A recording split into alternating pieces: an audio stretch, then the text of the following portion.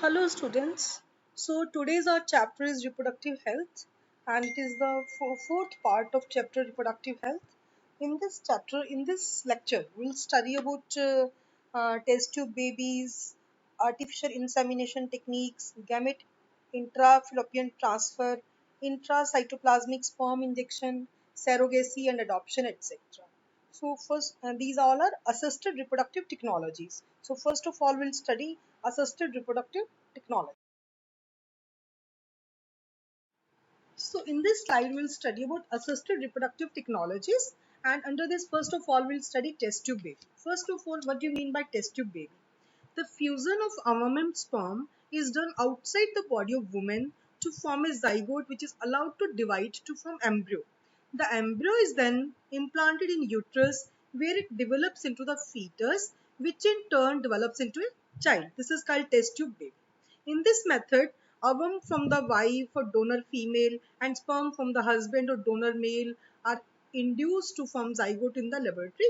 This zygote is allowed to divide forming 8 blastomeres. The zygote or early embryo is transferred into the fallopian tube and it is called zygote intrafallopian transfer. If the embryo is with more than 8 blastomeres, it is transferred into the uterus. Then it is called intrauterine transfer to complete its further development.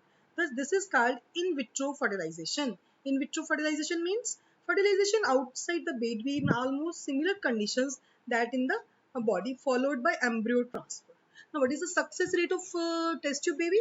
So, success rate is about approximately 20%. Success rate of this technique to produce test tube babies is approximately 20%. So, the first test tube baby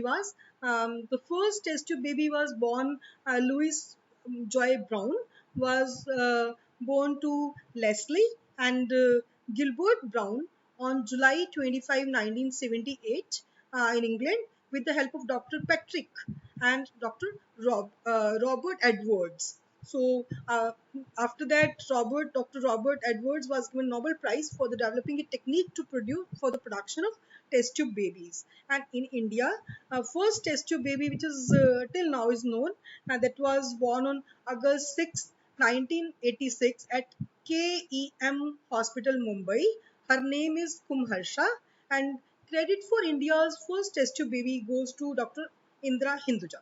Some person also claim that India's or Asia's first and world's only second test tube baby was born in Kolkata on 3rd October 1978. Previously, her name was Durga, and now her name is Kanupriya Agarwal. The man behind this pioneer effort was Dr. Subhash Mukherjee. So next is artificial insemination technique. In artificial insemination technique, the sperms collected either from the husband or a healthy donor are artificially introduced either into the vagina or into the uterus of the female. It is done in infertility cases, either due to inability of male partner to copulate the female or due to low sperm count. Next one is gamete intrafallopian transfer. Gamete intrafallopian transfer, it is very expensive, and in this technique both the sperm and unfertilized oocytes are transferred into the fallopian tube. Fertilization is then taking place in the vivo. In vivo means inside the body of the female. Next one is intracytoplasmic sperm injection. This was first described by Van Stuyvesant and colleagues in 1992 in Belgium.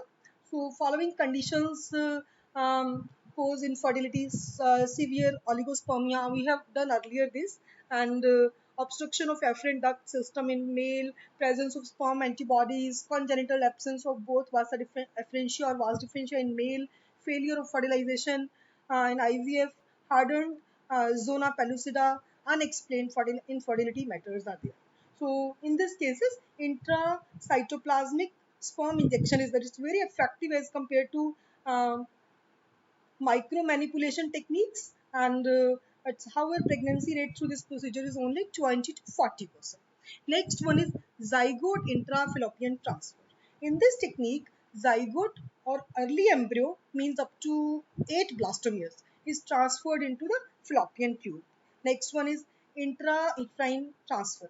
If the embryo is with more than 8 blastomeres, it is transferred from the laboratory to the uterus to complete its further development.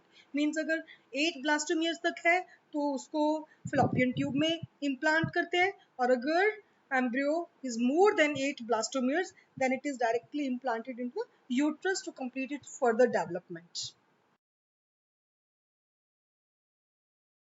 So all the methods which we have learned till now, all these methods require extremely high specialized persons and expensive instruments. Therefore, these are only few such centers in the country, and hence their benefits are obtained only by limited persons. Emotional, social, religious factors interfere in the adoption of these methods, and so some methods are also there, just like surrogate mother.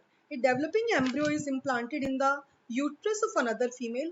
A woman who substitutes or takes the place of real mother or nurse the embryo is called surrogate mother. Embryo transplants are more useful in animals than in humans, but still these are done nowadays. Next one is adoption.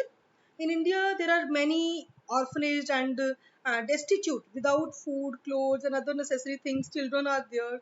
Adoption of these children is one of the best method for couples looking forward for parenthood. So our laws also permit legal adoption. So this by these methods, by adoption or by surrogate mothers, one can enjoy the parenthood.